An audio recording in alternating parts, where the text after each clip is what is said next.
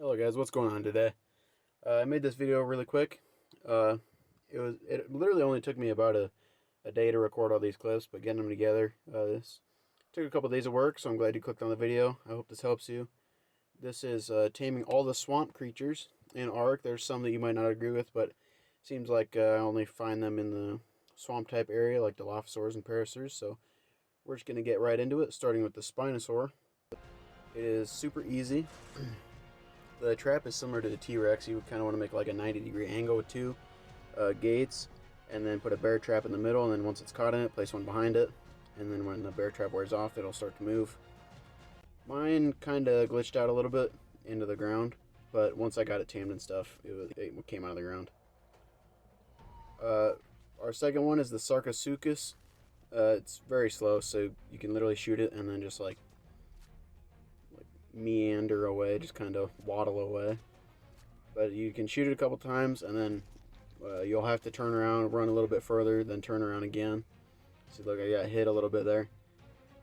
And then you'll have to shoot at it, and then if it gets too close or does this, you just, shoot it while it runs away. And then once it's knocked out, you just find some meat and put some meat in its inventory, preferably prime or mutton, just like the Spino. And the Capro has a lunge ability, so you want to be careful. Like it does here, it kind of lunges at me and it grabs me and it'll carry you and continue to attack you while you carry it, and then you got to pull out a sword and kill it. So I kind of stayed at a distance and tried to keep close to my bird so I could fly somewhere farther away and then shoot at it. But this one I actually tamed pretty quick. I shot it from far away, got ready for it to charge me, but then I just shot it again and it fell down. You just want to use prime meat or mutton, raw meat, even cooked meat, it doesn't matter, but they don't prefer cooked meat, they'll prefer your prime or your mutton. And so super easy, and you can use the lunge ability on this, which is pretty cool.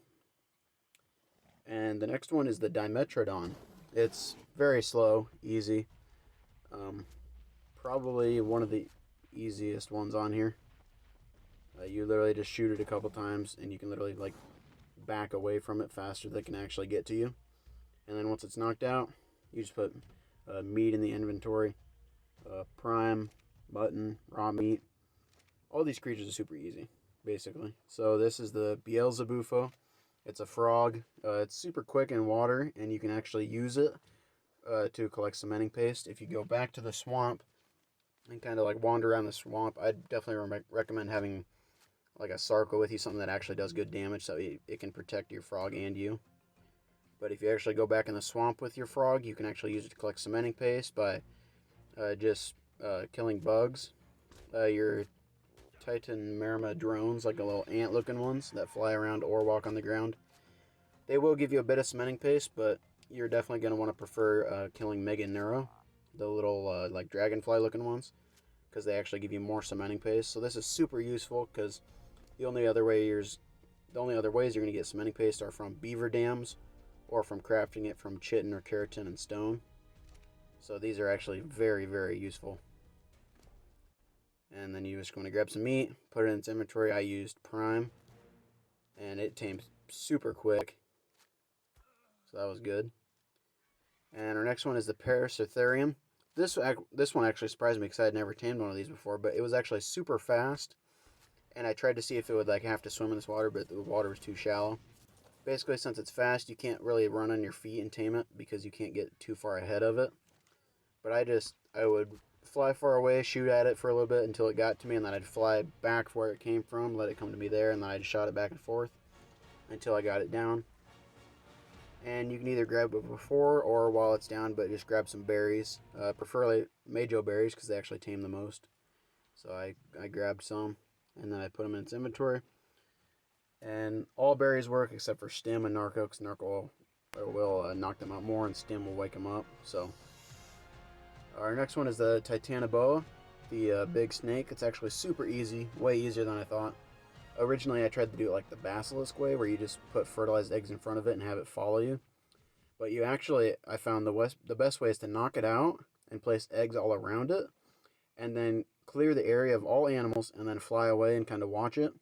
And when it wakes up, since it can't aggro on anything, it'll eat the eggs, and then it's yours. It's all tamed up and ready to go. These don't really have a use. They're just kind of another animal to have if you're trying to go for the achievement of taming all tameable creatures in Minecraft. Or not Minecraft, Ark.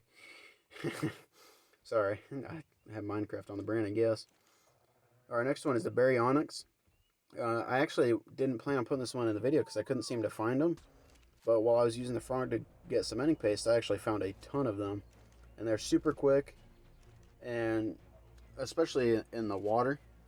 And these are actually like one of the more unique swamp creatures. Because you can actually like use them in caves because they're like a medium size and they might actually be useful in caves. Kind of like Carnos. I use Carnos and berries in caves and stuff like that. And you know, you'll chase for a while, knock it out. These ones, I was standing on top of a T-Rex. You could use a cliff or whatever where it can't get you. And they will actually like try to like run away to like make you think that they're close to being knocked out.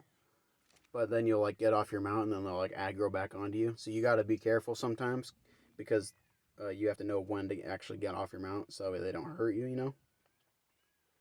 And then our next one is going to be the Diplocaulus. I actually didn't know if I'd be able to find one of these, but I actually found a really cool looking one. This one was like a super red one. It kind of looked like it had flames on it. And these are actually really easy. I thought it was just going to be hard to find. But this was up there with the Dimetrodon on how easy it was. It literally took like 2 darts and it was knocked out. I put some raw meat in there. And literally with, I mean, it was a super low level, but I thought this guy looked really cool. And with 1 piece of raw meat, just because it was low level, it was over halfway tamed. But I thought this one looked super cool because it looked like it was like on fire almost. But I mean, you can't really use it for much. But underwater, there's actually like an oxygen meter, so you can take oxygen from them. And then right here, this is your sweet vegetable cake that you're going to need to make to tame an Achatina, or an Achatina, which is the giant snail. You'll need 2 giant bee honey, 4 sap, 4 stimulant, 25 fiber, 2 long grass, the corn, 2 savaroot potatoes, and 2 raw carrot, which are just carrots, and some water. I was using a industrial cooker, so I actually made it super fast. And then you're going to fly around the swamp until you see an Achatina or the giant snail. Fly it back to your base, so that way it's in a safe area and nothing kills it while it's knocked out. And then you're going to want to knock it out. And you could even wait a little bit if your sweet vegetable cake is close to spoiling or something, so that way as soon as you put it in, it eats it and it doesn't spoil. But I just put it in straight away. I had 8 of them. I didn't know how much I'd need. I didn't figure I'd need all 8. But after 1, it was all tamed.